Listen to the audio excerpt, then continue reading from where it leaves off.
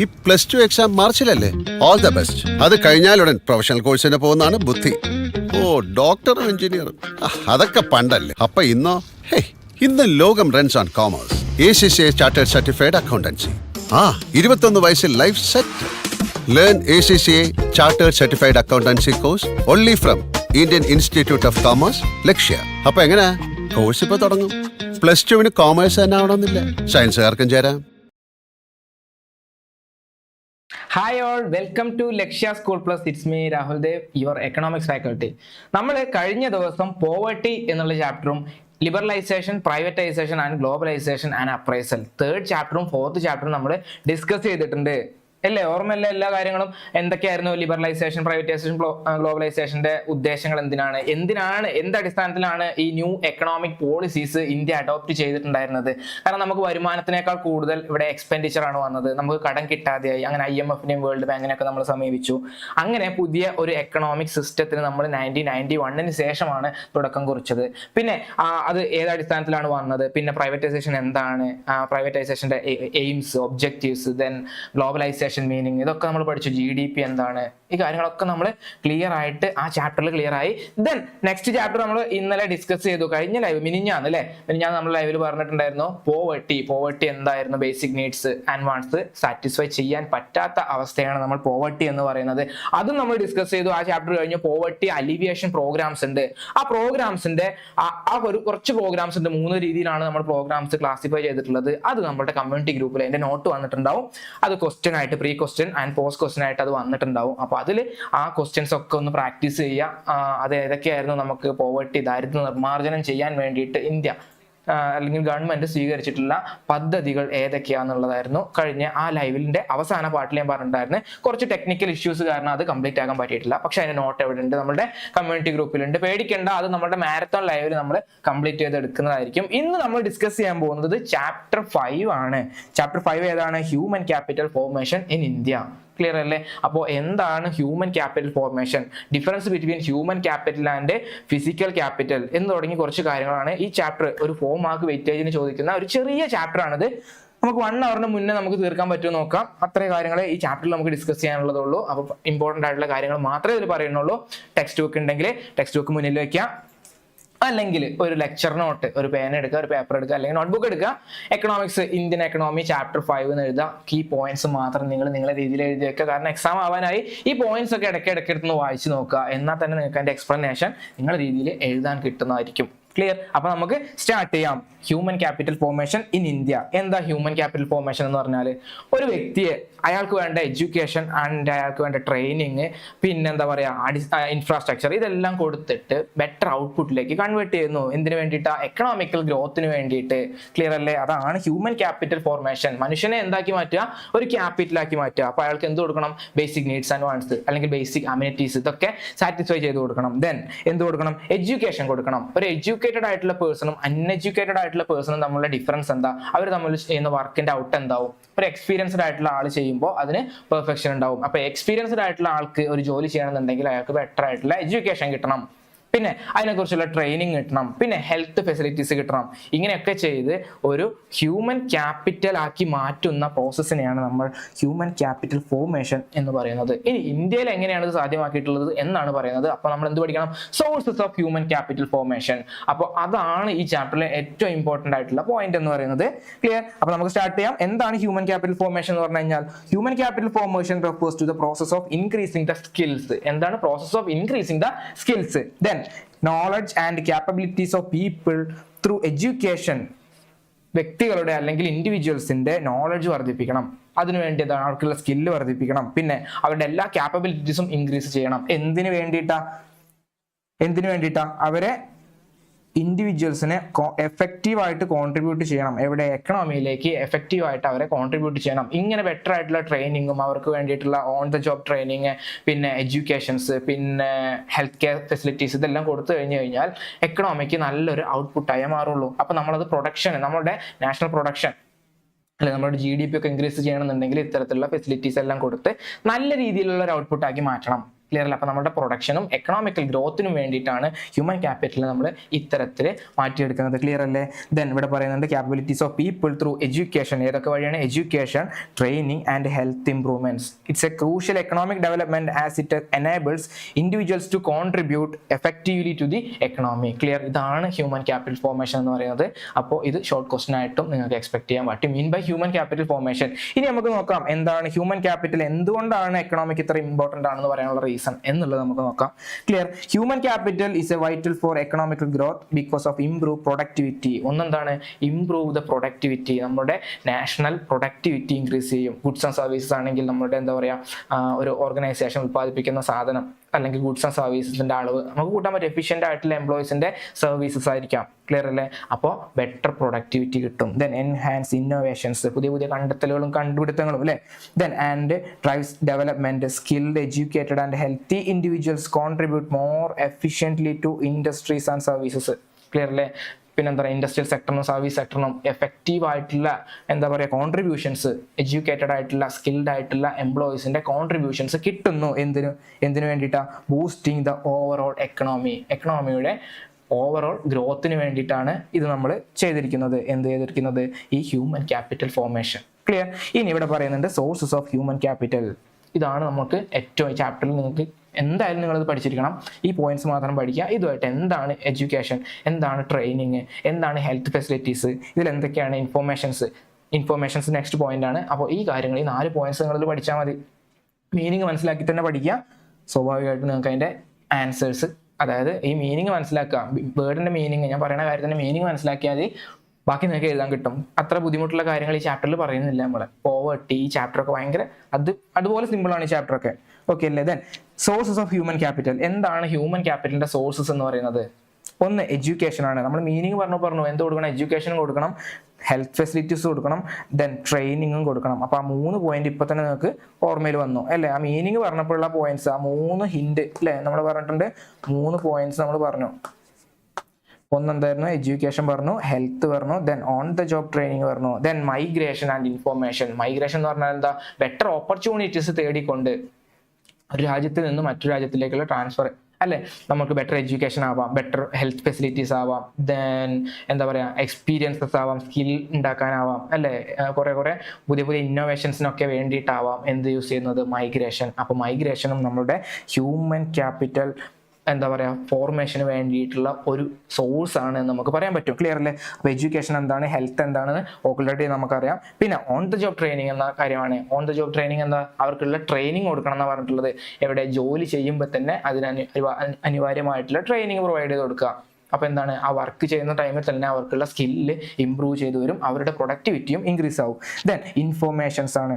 Informations എന്താണ്? നമ്മൾ ഭൂരിഭാഗം എന്താ പറയുക കാര്യങ്ങൾ നമ്മൾ ഇൻവെസ്റ്റ് ചെയ്യുന്നുണ്ട്. എന്തിലേക്കുള്ളതാണ്? ഇൻഫോർമേഷന് വേണ്ടിയിട്ട്. അതായത് ഇപ്പോൾ നമ്മൾ എഡ്യൂക്കേഷൻ, ഇപ്പോൾ നമ്മൾ +1 +2 കഴിഞ്ഞു. ഇത് കഴിഞ്ഞിട്ട് നമ്മൾ എന്ത് ചെയ്യണം? നമുക്കുള്ള പ്രൊഫഷണൽ കോഴ്സ് ഏതൊക്കെയാണ്? ഇപ്പോൾ CA, CMA, ICCA എന്ന് തുടങ്ങിയ ഒരുപാട് കൊമേഴ്സ് ഫീൽഡായിട്ട് ബന്ധപ്പെട്ടുള്ളുണ്ട്. അങ്ങനെ സയൻസ് ഫീൽഡിന്റെ സ്റ്റഡീസ് വേറെ ഉണ്ട്.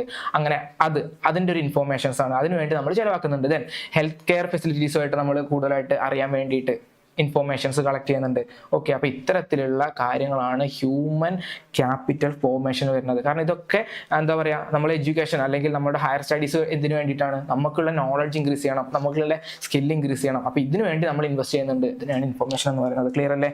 അപ്പോൾ എന്താണ് സോഴ്സ് ഓഫ് ഹ്യൂമൻ ക്യാപിറ്റൽ നോക്കാം. നമുക്കൊന്ന് എഡ്യൂക്കേഷൻ ആണ്. എഡ്യൂക്കേഷൻ എന്താ നമുക്കറിയാം. Education is the primary source of human capital formation. Human capital ഫോർമേഷന്റെ പ്രൈമറി സോഴ്സ് ആണ് എന്ത്? ആദ്യത്തെ അതായത് നമ്മൾ ഇന്ത്യൻ എക്കണോമിയിൽ നമ്മൾ സ്റ്റാർട്ട് ചെയ്തപ്പോൾ നമ്മൾ പറഞ്ഞിട്ടുണ്ടായിരുന്നു അഗ്രികൾച്ചർ സെക്ടറാണ് പ്രൈമറി സെക്ടർ. അതുപോലെ തന്നെയാണ് ഇവിടെ. സോ ഹ്യൂമൻ ക്യാപിറ്റൽ ഫോർമേഷനിൽ പ്രൈമറി സെക്ടർ എന്ന് പറയുന്നത് ഏതാണ്? എഡ്യൂക്കേഷൻ ആണ്. Clear? Then it include formal schooling, literacy programmes and vocational training that equip individuals with knowledge and skills necessary to contribute the work force.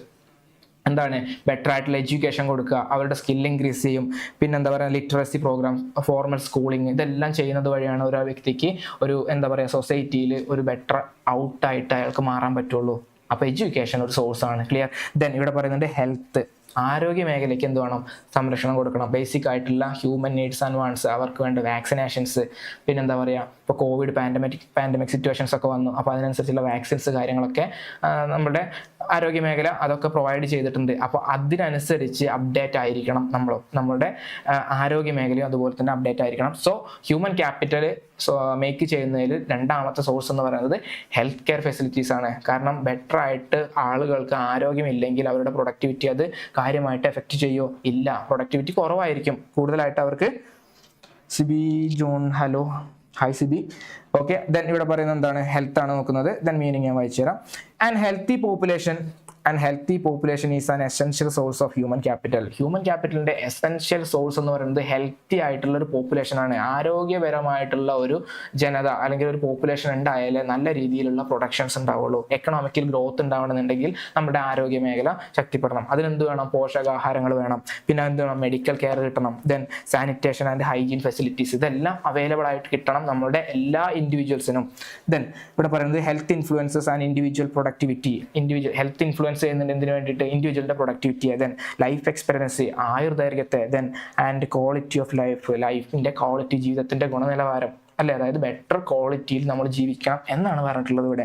Then എന്തൊക്കെയാണ് നമുക്ക് കിട്ടേണ്ടത്? ഒന്ന് nutrition ആണ്, പോഷകാഹാരങ്ങൾ കിട്ടണം. ദെൻ മെഡിക്കൽ കെയർ കിട്ടണം, അതായത് നമുക്കുള്ള വാക്സിനേഷൻസ് ആണെങ്കിലും പ്രൈമറി ഹെൽത്ത് സെന്ററിനാണെങ്കിലും ഓരോരോ, ഇപ്പോൾ പോളിയോ അല്ലേ, നിങ്ങൾ കേട്ടിട്ടുണ്ടോ? ചെറിയ കുട്ടികൾക്ക് ഇത്ര വയസ്സാകുമ്പോഴത്തേക്ക് പോളിയോ മരുന്ന് നിർബന്ധമായിട്ട് കൊടുക്കണം. അതൊക്കെ എന്താണ്? നമ്മുടെ ആരോഗ്യ മേഖലയെ മെച്ചപ്പെടുത്തുന്നതിനുള്ള നിയമങ്ങളാണ്. ഇതെല്ലാം നിയമങ്ങളാണ്, ആരോഗ്യ പരിരക്ഷ ഉറപ്പാക്കുന്നതിന് വേണ്ടിയിട്ടുള്ള പദ്ധതികളുമാണ്. അപ്പോൾ ഇതെല്ലാം നമ്മുടെ ഹെൽത്തിന്റെ അണ്ടറിലാണ് വരുന്നത്. Then sanitation and hygiene facilities അല്ലേ, അതായത് ശുചീകരണം, അതായത് വൃത്തിയായിരിക്കണം. പിന്നെ എന്താ പറയുക, ഇപ്പോൾ കോവിഡ് വന്നപ്പോൾ സാനിറ്റൈസേഷൻ പ്രോസസ്സ്, ഇതെല്ലാം കൂടുതൽ ഇമ്പോർട്ടൻ്റ് ആയത് ഇപ്പോൾ ഒരു 2020 ശേഷമല്ലേ നമ്മളൊക്കെ സാനിറ്റൈസർ എന്ന വേൾഡ് വാക്ക് തന്നെ കേൾക്കാൻ തുടങ്ങിയിട്ടുള്ളത്. കേട്ടിട്ടുണ്ടാവാം. ഏറ്റവും കൂടുതൽ യൂസ് ചെയ്യാൻ തുടങ്ങിയത് ഇതെല്ലാം ഇതിന് ശേഷമാണെന്ന് നമുക്ക് പറയാൻ പറ്റും. അപ്പോൾ അതിന് മുന്നേ ഉണ്ട്, അതായത് അതിൻ്റെ മീനിങ് ഞാൻ പറഞ്ഞപ്പോൾ ഇങ്ങനെ പറഞ്ഞു എന്നുള്ളൂ. ഓക്കെ, അപ്പോൾ ഏതൊക്കെയായിരുന്നു? Nutrition, medical care and sanitation and hygiene facilities, അതായത് ക്ലീൻ വാട്ടർ കൊടുക്കണം. അതായത് സാനിറ്റേഷൻ എന്ന് പറഞ്ഞാൽ വൃത്തിയാക്കൽ മാത്രമല്ല, അവർക്കുള്ള കുടിവെള്ളം വേണം. Then sanitation facilities and hygiene practices prevent the spread of diseases. ആരോഗ്യ മേഖല, അതായത് അസുഖങ്ങൾ വരാതിരിക്കാൻ വേണ്ടിയിട്ട് അത്രയും പരിരക്ഷകൾ ഉറപ്പാക്കണം എന്നാണ് പറഞ്ഞിട്ടുള്ളത്. Hygiene practices. Then contributing to the overall health and productivity of the population. Clear? ഇതാണ് നമ്മുടെ ഹെൽത്തിന്റെ അണ്ടറിൽ വരുന്നത്. ദെൻ തേർഡ്, അതായത് ഓൺ ദ ജോബ് ട്രെയിനിങ് എന്നായിരുന്നു ഞാൻ ആ മീനിങ്, അതായത് സോഴ്സസിൽ പറഞ്ഞിട്ടുള്ളത്.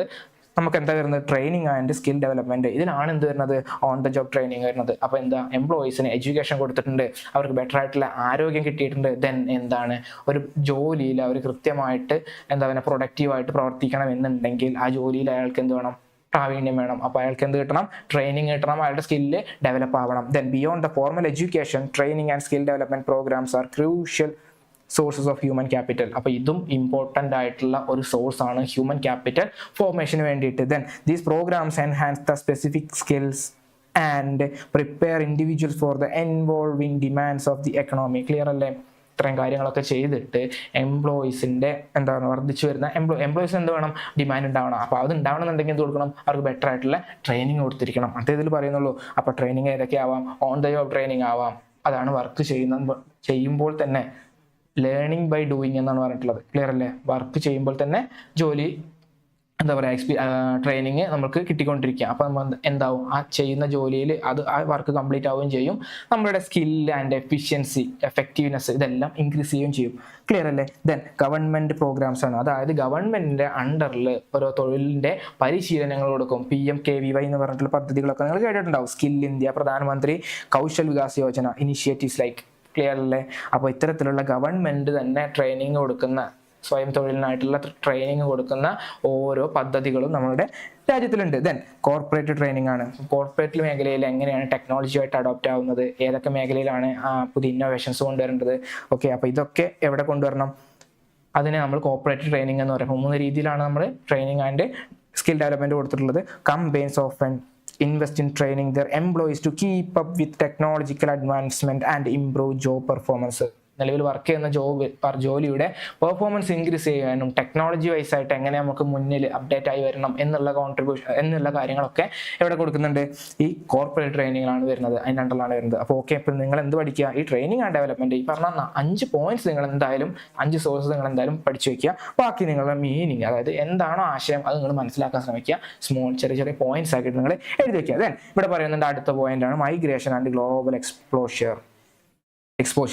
ഓക്കെ, മൈഗ്രേഷൻ എന്ന് പഠിക്കുക. മൈഗ്രേഷൻ എന്ന് പറഞ്ഞാൽ എന്താ, നമ്മൾ ബെറ്റർ ഓപ്പർച്യൂണിറ്റീസ് തേടി പോവാണ്. ക്ലിയർ? അതാണ് ഇവിടെ പറയുന്നത് movement of the people from one region to another. അത് ഒരു റീജിയനിൽ നിന്ന്, ഒരു രാജ്യത്തിൽ നിന്ന് മറ്റൊരു രാജ്യത്തിലേക്ക് മാറുകയാണ്. എന്തിനു വേണ്ടിയിട്ടാ? Four better opportunities can also contribute human capital development. Better opportunities കിട്ടുമ്പോൾ അത് നമ്മുടെ ഹ്യൂമൻ ക്യാപിറ്റൽ ഡെവലപ്മെന്റിന് വേണ്ടി, ഹ്യൂമൻ ക്യാപിറ്റൽ ഡെവലപ്മെന്റ് അതായത് വ്യക്തിഗത വികസനം എന്നാണ് പറഞ്ഞിട്ടുള്ളത്. അയാളുടെ പേഴ്സണൽ എന്താ പറയുക ഗ്രോത്തിലേക്ക് ഇത് നയിക്കും എന്നാണ് പറഞ്ഞിട്ടുള്ളത്. ക്ലിയർ അല്ലേ?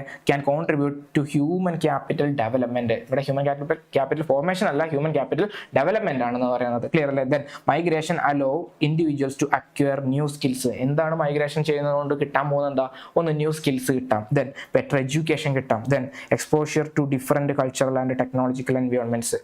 ഡിഫറെന്റ് കൾച്ചറിലും അവരുടെ ടെക്നോളജി ആൻഡ് എൻവയോൺമെന്റ് അതിന്റെ പരിസരമൊക്കെ ആയിട്ട് എന്താണ് അവർക്ക് ഇടപഴകാൻ പറ്റും. അവരുടെ സ്കില്ലും എഫിഷ്യൻസി ആൻഡ് അവരുടെ പ്രൊഡക്ടിവിറ്റി ഇതെല്ലാം ഇൻക്രീസ് ചെയ്യും. പേഴ്സണൽ ഗ്രോത്ത് ഉണ്ടാവും, ഹ്യൂമൻ ഡെവലപ്മെന്റ് ഉണ്ടാവും എന്നാണ് പറഞ്ഞിട്ടുള്ളത്, human capital development. Clear?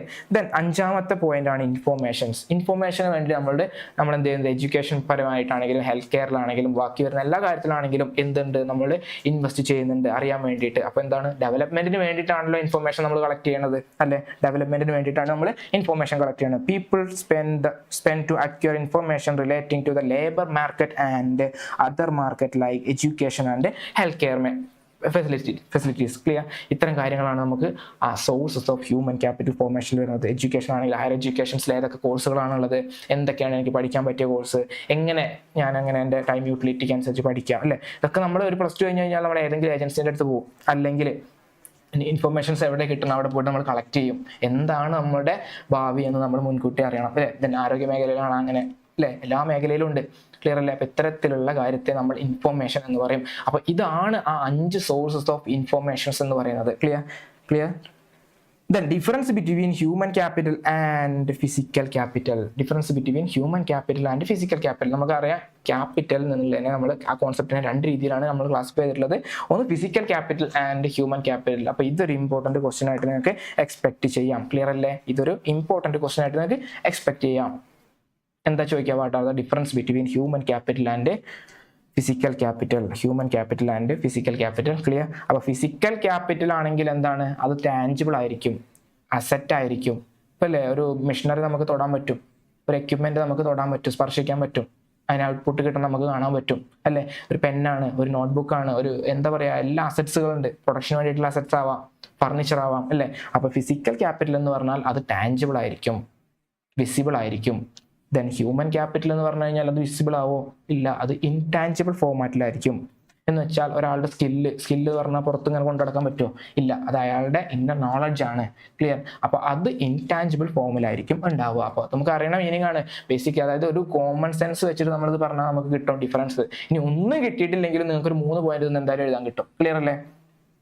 Then intangible 1. ഇവിടെ 2 എന്താ പറയുന്നത്, ഹ്യൂമൻ ക്യാപിറ്റൽ 2ാമത് പറയുന്നുണ്ട് represents the skills and capabilities of the work force.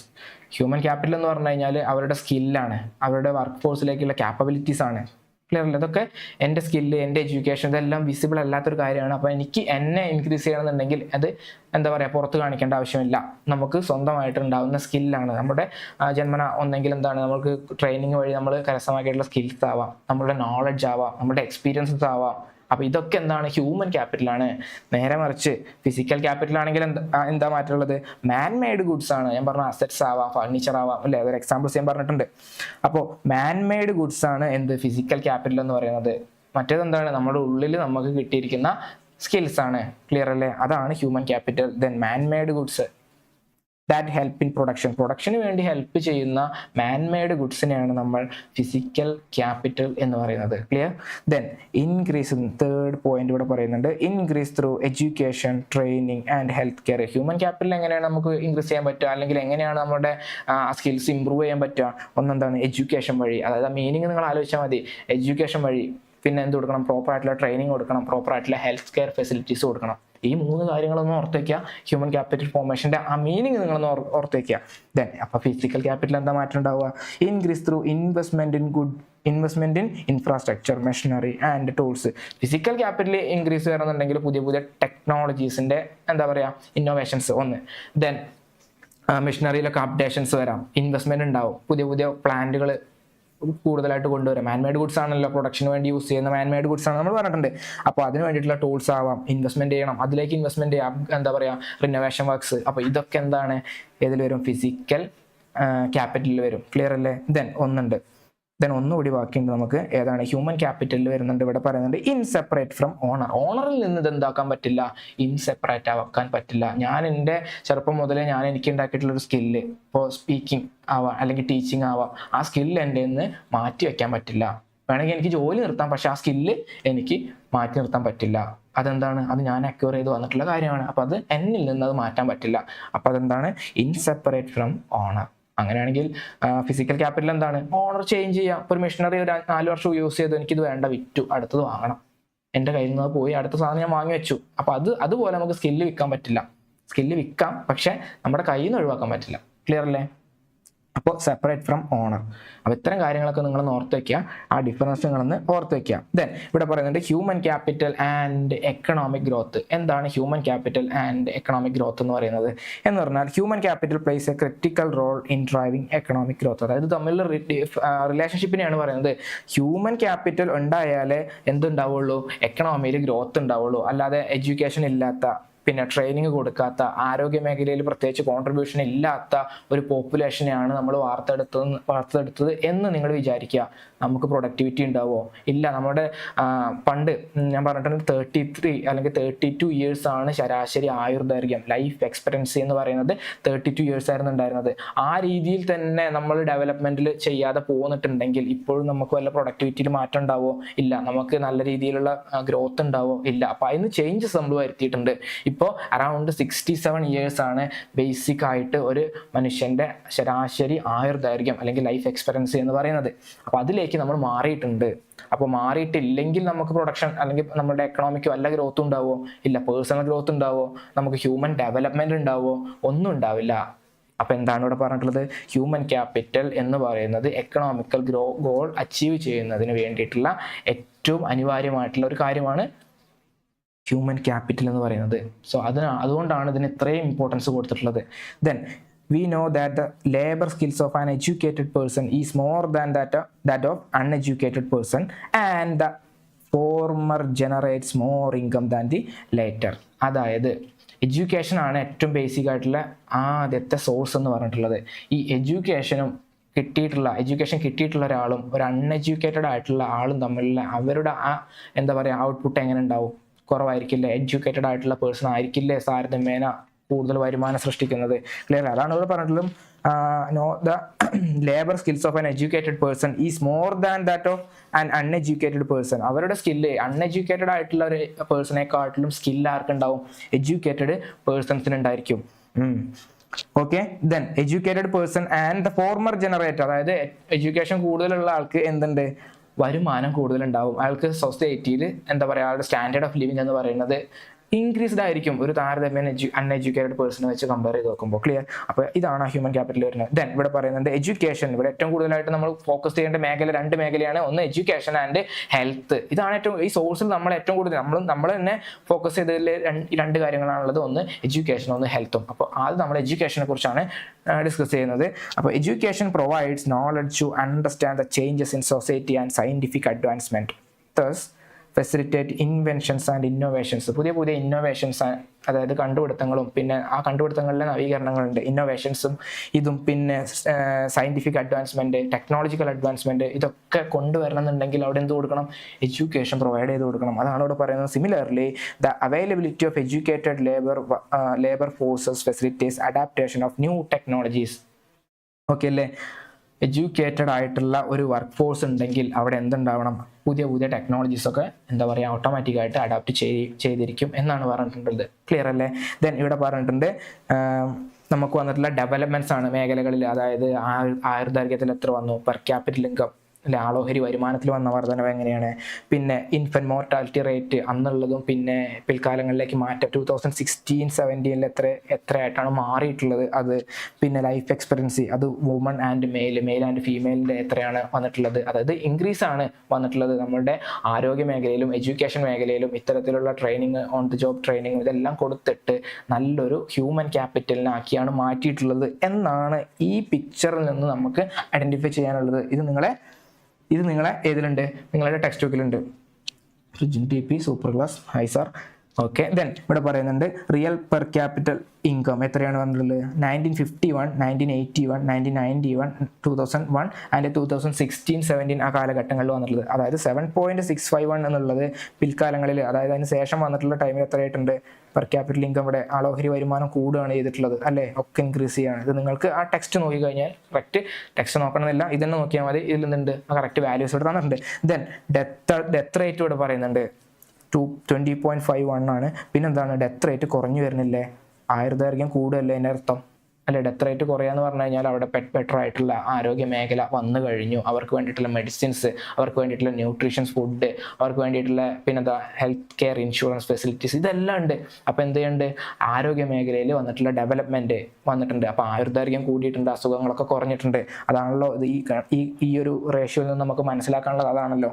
then ഇവിടെ പറയുന്നത് ഇൻഫൻറ്റ് മോർട്ടാലിറ്റി റേറ്റ് എന്ന് പറഞ്ഞാൽ എന്താ, ശിശു മരണ നിരക്ക്. ഇൻഫൻറ്റ് മോർട്ടാലിറ്റി റേറ്റ് അന്ന് 1000 കുട്ടികൾക്ക് 146 കുഞ്ഞുങ്ങളിവിടെ മരിക്കുന്നുണ്ട്.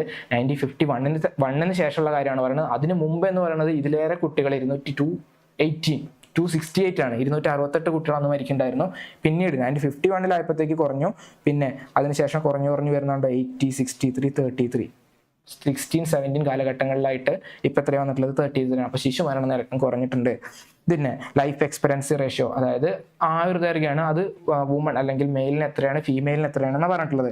അപ്പോൾ മെയിലിന് എത്രയാണ് 37.2 ആയിരുന്നു, ഫീമെയിലിന് 36.2 ആയിരുന്നു. കറന്റ് 67 ആൻഡ് 78 ആണ് മാറിയിട്ടുള്ളത്. ക്ലിയർ അല്ലേ. അപ്പോൾ അതിലും ഡെവലപ്മെന്റ് വന്നിട്ടുണ്ട്. ദെൻ ലിറ്ററസി റേറ്റ്, വിദ്യാഭ്യാസം അല്ലെ, എഡ്യൂക്കേഷൻ എത്രയാണെന്നുള്ളത് എഴുതാനും വായിക്കാനും അറിയുന്നതിൻ്റെ ആ മാറ്റമാണ് ഇവിടെ പറഞ്ഞിട്ടുള്ളത്. ദെൻ 1951 16.67, പിന്നെന്താണ് ഇൻക്രീസ് ചെയ്ത് വരുന്നുണ്ടോ 43, 52, 65.20. ദെൻ എവിടെയാണ് നിൽക്കുന്നത് 76%. ക്ലിയർ അല്ലേ. ദെൻ പെർസെൻറ്റേജ് അല്ല 70, ഓക്കെ പെർസെൻറ്റേജ്. ദെൻ ഇവിടെ പറയുന്നുണ്ട്, ഇവിടെ പെർസെൻറ്റേജിലാണ് നമുക്ക് ഡാറ്റ വന്നിട്ടുള്ളത്. അപ്പോൾ ഇത്തരം കാര്യങ്ങളാണ് ഇവിടെ പറഞ്ഞിട്ടുള്ളത്. Then the national education policy 2020 state that the world is undergoing rapid changes in the knowledge and landscape. അതായത് ദേശീയ വിദ്യാഭ്യാസ നയം എന്താണ് വ്യക്തമാക്കുന്നത്, നാഷണൽ എഡ്യൂക്കേഷൻ പോളിസി എന്താ വ്യക്തമാക്കുന്നത്, റാപ്പിഡ് ഗ്രോത്ത് ആണ് അല്ലേ, എക്കണോമിയിൽ വന്നിട്ടുള്ള ചേഞ്ചസ് ആണ് ഇത്തരം നോളജ് ആൻഡ് എന്താ പറയുക undergoing rapid changes in the knowledge and landscape എന്നാണ് പറഞ്ഞിട്ടുള്ളത്. റാപ്പിഡ് ചേഞ്ചസ് ഇൻ എഡ്യൂക്കേഷൻ എന്താ പറയുക ഡിപ്പാർട്ട്മെന്റ് എന്ന് പറയാം. അപ്പോൾ ആ വിദ്യാഭ്യാസ മേഖലയിൽ എന്ത് വന്നിട്ടുണ്ട്, റാപ്പിഡ് ഗ്രോത്ത് ആണ് വന്നിട്ടുള്ളത്. ഏത് നയമാണ് പറയുന്നത്, ഏത് നയമാണ് വ്യക്തമാക്കുന്നത്, the national education policy. Clear അല്ലേ. Then advances in big data, AI and machine learning may replace many unskilled jobs. അതായത് അൺസ്കിൽഡ് ആയിട്ടുള്ള ധാരാളം ജോബ്സ് ഉണ്ടായിരുന്നു, ഇതിലേക്കൊക്കെ ആര് കയറി വന്നിട്ടുണ്ട്, AI, മെഷീൻ ലേണിങ്സ്, അങ്ങനെ പുതിയ ഇന്നോവേഷൻസ് അല്ലെ, പുതിയ ടെക്നോളജീസ് ഇതെല്ലാം ഇൻട്രൊഡ്യൂസ് ചെയ്ത് വന്നിട്ടുണ്ട്.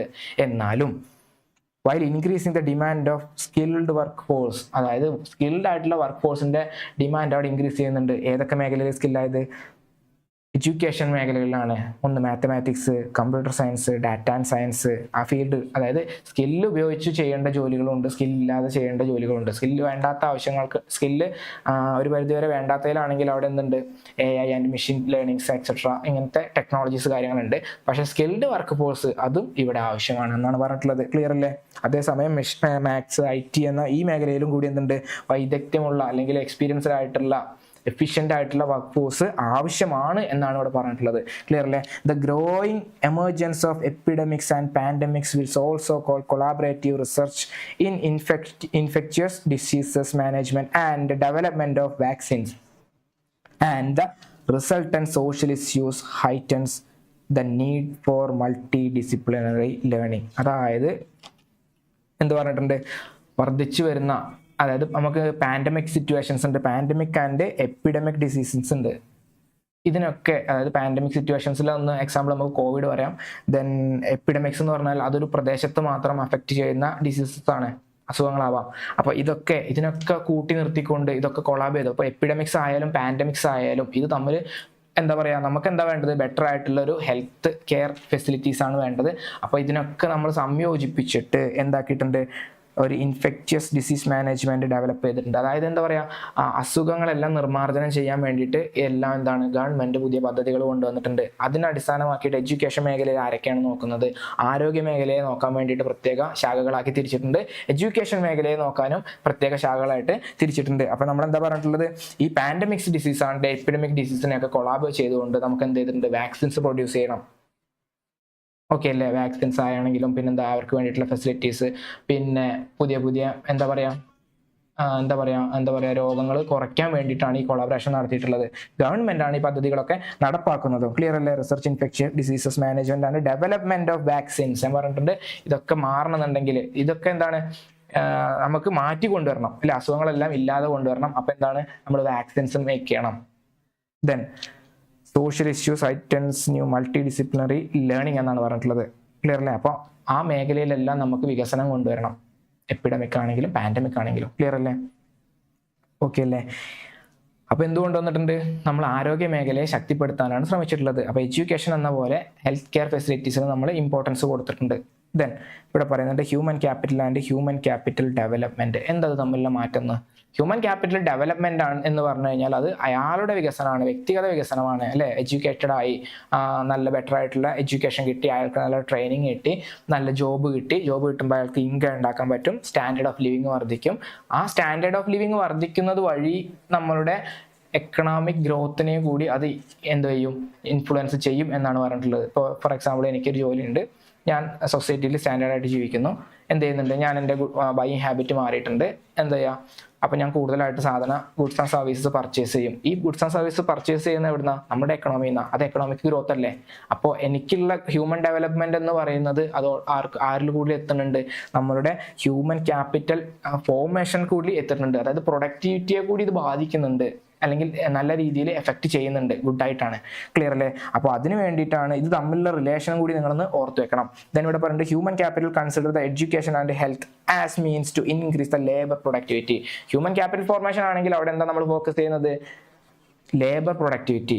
ക്ലിയർ അല്ലേ? ഇൻക്രീസ് ദ ലേബർ പ്രൊഡക്ടിവിറ്റി എന്നാണ് പറഞ്ഞിട്ടുള്ളത്. അവർക്ക് വേണ്ടി എഡ്യൂക്കേഷനും അവർക്ക് വേണ്ടിയുള്ള ട്രെയിനിങ്ങും പിന്നെ അവർക്ക് വേണ്ടിയുള്ള ഹെൽത്ത് കെയർ ഫെസിലിറ്റീസും ഒക്കെ കൊടുത്ത് ഒരു ഇൻഡിവിജ്വലിനെ ഒരു ബെറ്റർ ക്യാപിറ്റലാക്കി മാറ്റുന്നു നമ്മുടെ പ്രൊഡക്ഷന് വേണ്ടിയിട്ട്, നാഷണൽ ഗ്രോത്തിന് വേണ്ടിയിട്ട് അല്ലെങ്കിൽ എക്കണോമിക്കൽ ഗ്രോത്തിന് വേണ്ടിയിട്ട്. ദെൻ ഇവിടെ പറയുന്നത് human capital is based on the next meaning ആണ് ഹ്യൂമൻ ക്യാപിറ്റൽ. അങ്ങനെയാണെങ്കിൽ ഹ്യൂമൻ ക്യാപിറ്റൽ എന്താണ്, based on the idea that the education and health and integral to human well-being because only when people to have the ability to read and write, അതായത് ഒരു human അയാൾക്ക് എന്ത് വേണം, better ആയിട്ട് education കിട്ടണം, വായിക്കാനും എഴുതാനും അയാൾക്ക് അറിഞ്ഞിരിക്കണം. എന്തിനു വേണ്ടിയിട്ടാണ്, അയാളുടെ ഡെവലപ്മെന്റിന് വേണ്ടിയിട്ടാണ്. അയാളുടെ എഡ്യൂക്കേഷൻ കിട്ടണം, അയാൾക്ക് സ്കില്ല് കിട്ടണം, അയാൾക്ക് ട്രെയിനിങ് കിട്ടണം. അത് അയാളുടെ പർപ്പസാണ് അല്ലേ. അയാൾക്ക് ജീവിക്കണം എന്നുണ്ടെങ്കിൽ എന്താണ്, അയാൾക്ക് ബേസിക് ആയിട്ട് എഴുതാനും വായിക്കാനും അയാൾ അറിഞ്ഞിരിക്കണം. Then ability to lead long and healthy life കിട്ടണം. ഓക്കെ അല്ലേ? അപ്പോൾ അതാണ് അയാളുടെ വ്യക്തിഗത മേഖലയിലേക്കുള്ള വികസനങ്ങളെയാണ് നമ്മൾ എന്താ പറയുക, ഹ്യൂമൻ ഡെവലപ്മെന്റ് എന്ന് പറയുന്നത്. പക്ഷേ ഇത് തമ്മിലുള്ള റിലേഷനും കൂടി നിങ്ങൾ മനസ്സിലാക്കി വെക്കണം. ഓക്കെ അല്ലേ? ഹ്യൂമൻ ഡെവലപ്മെന്റ് എന്ന് പറയുന്നത് ഹ്യൂമൻ ക്യാപിറ്റൽ ഫോർമേഷനുമായിട്ട് നല്ല റിലേഷനും ഉണ്ട്. ക്ലിയർ അല്ലേ? Then human capital formation in India. We have already learned that human capital formation is the outcome of investment in education. അതായത് ഏതൊക്കെ മേഖലയിലായിരുന്നു നമ്മുടെ സോഴ്സ് എന്നാണ് ഇവിടെ പറഞ്ഞിട്ടുള്ളത്, human capital formation in India. അപ്പം നമ്മൾ എന്ത് എഴുതണം, ആദ്യം സോഴ്സസ് ഏതൊക്കെയാണെന്ന് എഴുതണം. 1 എഡ്യൂക്കേഷൻ, 2 ഹെൽത്ത്, 3 എന്താണ് skill and training and skill development ആണ്. അതായത് ഓൺ ദ ജോബ് ട്രെയിനിങ് ആണ് ഇവിടെ കൊടുത്തിട്ടുള്ളത്. നിങ്ങൾ എന്ത് എഴുതിയാലും മതി, skill and development. Okay. Then migration and information. Migration എന്താണ്, ബെറ്റർ ഓപ്പർച്യൂണിറ്റീസ് തേടി ഒരു റീജിയനിൽ നിന്ന് മറ്റൊരു റീജിയനിലേക്ക് പോകുന്നത് തന്നെയാണ്. ദെൻ നെക്സ്റ്റ് ഇവിടെ പറഞ്ഞിട്ടുണ്ട് എന്താ, ഇൻഫോർമേഷൻ ആണ്. ഇൻഫോർമേഷൻ്റെ മീനിങ് നമ്മൾ ഡിസ്കസ് ചെയ്തു. We know that the India is a federal country with a union government, state government and local governments. ആ ലോക്കൽ ഗവൺമെൻറ് അതായത് പ്രാദേശിക മേഖലയിലുള്ളതും, പിന്നെ ഇന്ത്യയിൽ എന്താണ്, ഇന്ത്യ ഒരു ഫെഡറൽ കൺട്രിയാണ്. എന്തൊക്കെയാണ് അതിൽ ഇൻക്ലൂഡ് ചെയ്തിരിക്കുന്നത്? ഒന്ന് നാഷണൽ ഇക്കണോമി അല്ലെങ്കിൽ സെൻട്രൽ ഗവൺമെൻറ് ആണ്, യൂണിയൻ ഗവൺമെൻറ്, പിന്നെ സ്റ്റേറ്റ് ഗവൺമെൻറ്, ദെൻ ഇവിടെ പറയുന്നുണ്ട് ലോക്കൽ ഗവൺമെൻറ് അതായത് പ്രാദേശിക ഗവൺമെൻറ്, അതായത് മുനിസിപ്പാലിറ്റി, പഞ്ചായത്ത്, വില്ലേജ്, ഇതൊക്കെ കേട്ടിട്ടില്ലേ? അപ്പോൾ ഇതൊക്കെയാണ് village and panchayat, municipalities, municipal corporations ഒക്കെ ഇൻക്ലൂഡ് ചെയ്തതിനെയാണ് നമ്മൾ എന്തെന്ന് പറയുക, ലോക്കൽ ഗവൺമെന്റ്സ് എന്ന് പറയുന്നത്. ക്ലിയർ അല്ലേ?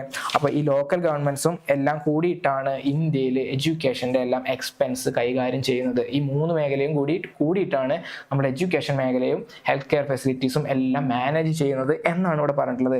Accordingly expenditure on both education and health, എഡ്യൂക്കേഷനും ഹെൽത്തിനും വേണ്ടിയിട്ടുള്ള എക്സ്പെൻഡിച്ചർ മീറ്റ് ചെയ്യുന്നത് ഈ 3 എന്താ പറയുക മേഖലകളും കൂടിയിട്ടാണ്. യൂണിയൻ ഗവൺമെന്റും സ്റ്റേറ്റ് ഗവൺമെന്റും ആൻഡ് ലോക്കൽ ഗവൺമെന്റും കൂടിയിട്ട് ആണ് എന്നാണ് ഇവിടെ പറഞ്ഞിട്ടുള്ളത്. ക്ലിയർ അല്ലേ? Are to be carried out simultaneously by all the 3 tiers of the government. ഗവൺമെന്റിന്റെ ഈ 3 ടയേഴ്സ് ആണ് ഈ ഹെൽത്ത് കെയറിനും പിന്നെ എഡ്യൂക്കേഷൻ പേർപ്പസിനും വേണ്ടിയിട്ടുള്ള കാര്യങ്ങളെല്ലാം മാനേജ് ചെയ്യുന്നത്. സോ എഡ്യൂക്കേഷൻ മേഖലയെ കൺട്രോൾ ചെയ്യുന്നതിന് സെപ്പറേറ്റ് ആയിട്ട് ഓരോ ഓർഗനൈസേഷൻസ് ആക്കി മാറ്റി കൊടുത്തു, അല്ലെങ്കിൽ ഓരോ അതോറിറ്റീസ് ആയിട്ട് മാറ്റി കൊടുത്തു. അവർ എഡ്യൂക്കേഷൻ കാര്യങ്ങൾ മാത്രമേ തീരുമാനിക്കുന്നുള്ളൂ. സപ്പോസ് യു ജി സിക്കാണെങ്കിൽ കോളേജ് ലെവലിൽ മാത്രം, പിന്നെ NCERT ഹൈസ്കൂൾ ലെവലിൽ മാത്രം കൺട്രോൾ ചെയ്യുക. അവിടുത്തെ റൂൾസ് ആൻഡ് റെഗുലേഷൻസ് അവർ എന്താണോ അവിടെ വേണ്ടത്, അവിടെ ഡെവലപ്മെന്റ്, കുട്ടികളുടെ ഡെവലപ്മെന്റിന് വേണ്ടി ചെയ്യേണ്ട പദ്ധതികൾ എന്തൊക്കെയാണ്, ഓക്കെ അല്ലേ? അപ്പോൾ അതിന് ഓരോ സെക്ഷൻസ് ആക്കി കൊടുത്തു. പിന്നെ ടെക്നിക്കൽ സ്റ്റഡീസിന് വേണ്ടിയിട്ടാണെങ്കിൽ അത് അങ്ങനെ ഓരോ ഗ്രൂപ്പായിട്ട് കൊടുത്തു. ഹെൽത്ത് കെയർ ഫെസിലിറ്റീസിനാണെങ്കിൽ ICMR എന്ന് തുടങ്ങിയിട്ടുള്ളത് അത് ICMRനെ മാത്രമാക്കി കൊടുത്തു. അപ്പോൾ ഹെൽത്ത് കെയറിൽ, ആരോഗ്യ മേഖലയിലെ എല്ലാ കാര്യങ്ങളും നിയന്ത്രിക്കുന്നത് ICMR ആണ്. ക്ലിയർ അല്ലേ? അപ്പോൾ അതെന്താണെന്ന് നെക്സ്റ്റ് സ്ലൈഡിൽ പറയാം. ദ എഡ്യൂക്കേഷൻ സെക്ടർ, അങ്ങനെ എഡ്യൂക്കേഷൻ സെക്ടറിൻ്റെ അണ്ടറിൽ എന്താ വരുന്നത്?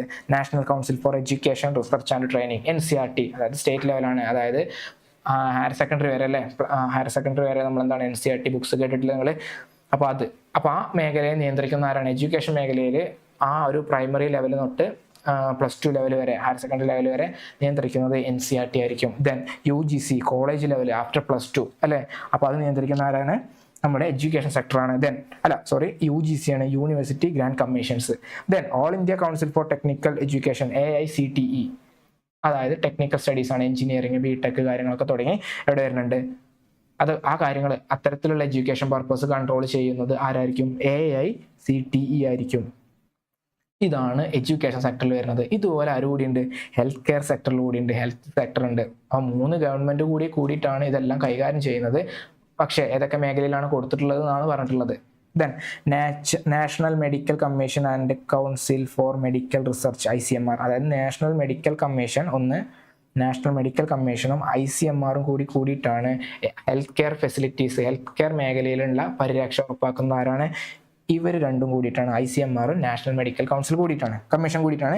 Facilitate institutions which comes under the health sector, health സെക്ടറിൻ്റെ അണ്ടറിലാണ് ഇതെല്ലാം വരുന്നത്. ക്ലിയർ അല്ലേ? ഈ പറഞ്ഞ 2 കാര്യങ്ങളാണ് ഹെൽത്ത് സെക്ടർ മാനേജ് ചെയ്യുന്നത്. ക്ലിയർ അല്ലേ? ഇനി എഡ്യൂക്കേഷൻ സെക്ടർ ഇൻ ഇന്ത്യ, എത്രത്തോളം എക്സ്പെൻസ് ഇന്ത്യ എഡ്യൂക്കേഷന് വേണ്ടി മാറ്റി വെക്കുന്നുണ്ട് എന്നാണ് പറഞ്ഞിട്ടുള്ളത്. Do you know how much the government spends on education? എഡ്യൂക്കേഷന് വേണ്ടി ഇന്ത്യ എത്രയാണ് ചെലവാക്കുന്നതെന്ന് പറഞ്ഞിട്ടുള്ളത്. അപ്പോൾ ഏതൊക്കെ മേഖലയിലൂടെയാണ് ചെലവാക്കുന്നത്? 2 വഴിയിലൂടെയാണ് എഡ്യൂക്കേഷന് വേണ്ടിയിട്ടുള്ള എക്സ്പെൻസ് ചെലവാക്കുന്നത്. ദെൻ മാറ്റിവെക്കുന്നത് as a percentage of total government expenditure, 1. രണ്ടാമത് പറയേണ്ടത് as a percentage of gross domestic product, GDP. ഈ 2 മേഖലയിൽ നിന്നാണ് എന്ത് എക്സ്പെൻഡിച്ചർ മാറ്റിവെക്കുന്നത് എന്നാണ് പറഞ്ഞിട്ടുള്ളത്. ക്ലിയർ അല്ലേ? ഒന്ന് ഡ്യൂറിങ് 1950 to 2014 എഡ്യൂക്കേഷൻ്റെ എക്സ്പെൻഡിച്ചർ ആണ് ഇവിടെ പറയുന്നത്. ക്ലിയർ അല്ലേ? Education expenditure as a percentage of total government expenditure, അതായത് ഗവൺമെന്റ് എക്സ്പെൻഡിച്ചർ എന്നും നമ്മൾ പറയാം.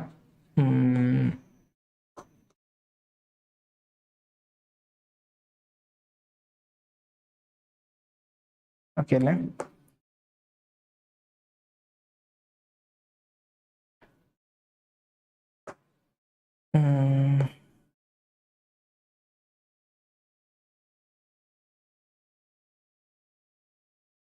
എന്താ പറയുക, ഇത് നിങ്ങൾ കോളാക്കിയിട്ട് എഴുതി വെച്ചാൽ മതി. ക്ലിയർ അല്ലേ? അപ്പോൾ എഡ്യൂക്കേഷൻ എക്സ്പെൻഡിച്ചർ ഉണ്ട്, എക്സ്പെൻഡിച്ചർ ആണ് എഡ്യൂക്കേഷൻ, ടോട്ടൽ ഗവൺമെന്റ് എക്സ്പെൻഡിച്ചർ. ഇവിടെ വരും total government expenditure. Then percentage of GDPയിലെ കോൺട്രിബ്യൂഷൻസ് ഉണ്ട്. 2 രീതിയിലാണുള്ള എക്സ്പെൻഡിച്ചർ മാറ്റി വെച്ചിട്ടുള്ളത്. രണ്ടാമത്തത് GDP കോൺട്രിബ്യൂഷൻസ് ആണ്. അപ്പോൾ എത്രയാണ്?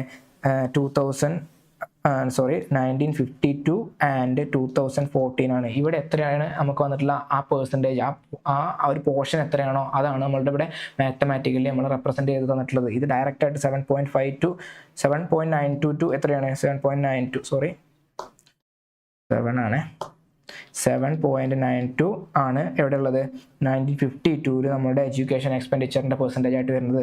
ദെൻ അത് 2014 എത്ര ആയിട്ടുണ്ട് 15.7 ആയിട്ടുണ്ട്. ക്ലിയർ അല്ലേ? അങ്ങനെയാണെങ്കിൽ ഇവിടെ പെർസെൻറ്റേജ് ഓഫ് GDP എക്സ്പെൻഡിച്ചറിൻ്റെ കോൺട്രിബ്യൂഷൻ എത്രയാണ് വന്നിട്ടുള്ളത് 0.64 നിന്ന് 4.13 ആണ്. അപ്പോൾ ഇവിടെയൊക്കെ എന്താ വന്നിട്ടുള്ളത് ഇൻക്രീസ് ആണ് വന്നിട്ടുള്ളത്. എഡ്യൂക്കേഷന് വേണ്ടിയിട്ട് ചിലവാക്കുന്നതിൻ്റെ അളവ്, അതായത് കൂടുതൽ ആളുകൾ പിൽക്കാലങ്ങളിൽ ഈ 1951 ശേഷം എന്ത് ചെയ്തിട്ടുണ്ട് എഡ്യൂക്കേഷൻ മേഖലയിലേക്ക് വന്നിട്ടുണ്ട്. കൂടുതൽ എല്ലാവർക്കും എന്താണ് നിർബന്ധിത വിദ്യാഭ്യാസം വന്നിട്ടുണ്ട്.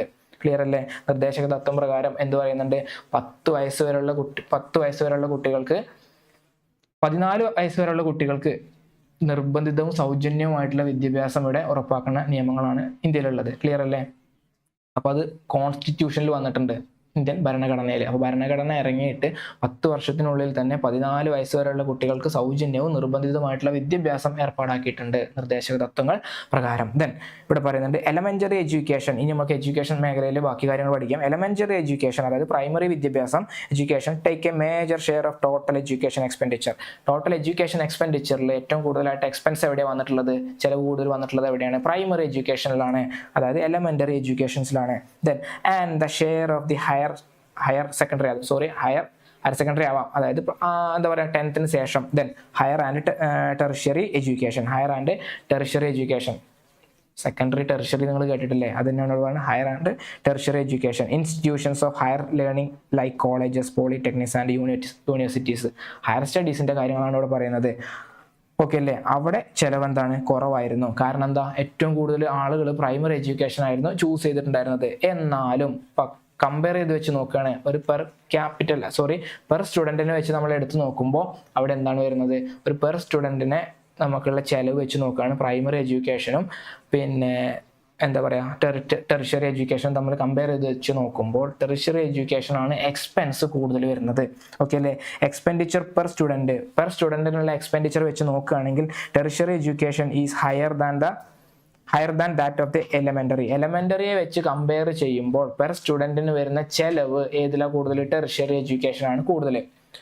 പക്ഷേ കൂടുതൽ ആളുകളും ഈ എലമെന്ററി എഡ്യൂക്കേഷനിലാണ് വന്നത്, കൂടുതൽ കോൺട്രിബ്യൂട്ട് ചെയ്തിട്ടുള്ളത് എന്നതിനാൽ അവിടെയാണ് ടോട്ടൽ എക്സ്പെൻഡിച്ചർ കൂടുതൽ ഗവൺമെന്റിന് പോയിട്ടുള്ളത്. പെർ സ്റ്റുഡൻറ്റിനെ വെച്ച് എടുത്ത് നോക്കുമ്പോൾ ഒരു കുട്ടിക്ക് ചെലവ് ഏറ്റവും കൂടുതൽ എവിടെ വരിക, അത് tertiary എഡ്യൂക്കേഷൻസിലാണ്.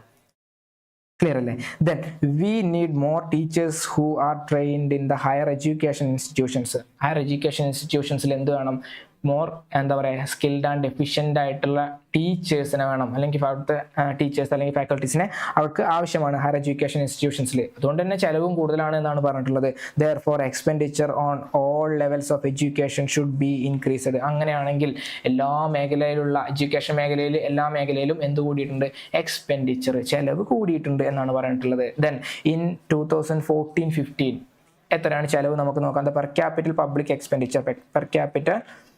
Public expenditure on elementary education differs considerably across the states from as high rupees 34,061 rupees in Himachal Pradesh. ആ ചിലവ് പറയുന്നത് 2014 to 2015 എത്രയാണ് ഹിമാചൽ പ്രദേശിൽ വന്നിട്ടുള്ള എക്സ്പെൻഡിച്ചർ 34,651 ആണ്. ക്ലിയർ അല്ലേ? പെർ സ്റ്റുഡൻറ്റിന് വരുന്നത്.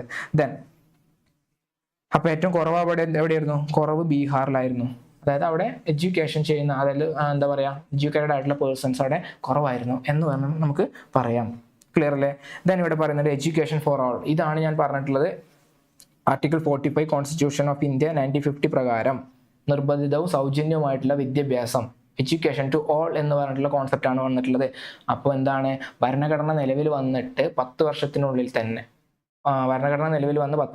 തന്നെ 14 വയസ്സ് വരെയുള്ള കുട്ടികൾക്ക് നിർബന്ധമായിട്ടും അവർ സ്കൂളിൽ പോയിരിക്കണം, എഴുതാനും വായിക്കാനും അറിഞ്ഞിരിക്കണം, പ്രൈമറി എഡ്യൂക്കേഷൻ അല്ലെങ്കിൽ എലമെന്ററി എഡ്യൂക്കേഷൻ അവർ നേടിയിരിക്കണം എന്നാണ് ഇവിടെ പറഞ്ഞിട്ടുള്ളത്. It was noted in the directive principles of constitution that, അതായത് നിർദ്ദേശക തത്വങ്ങളാണെന്ന് പറയുന്നത് directive principles of the constitution that the government should provide free and compulsory education. Free and compulsory, സൗജന്യവും നിർബന്ധിതവുമായിട്ടുള്ള education for all children up to age of 14 വയസ്സ് വരെയുള്ള കുട്ടികൾക്ക്. എത്ര വർഷത്തിനുള്ളിൽ?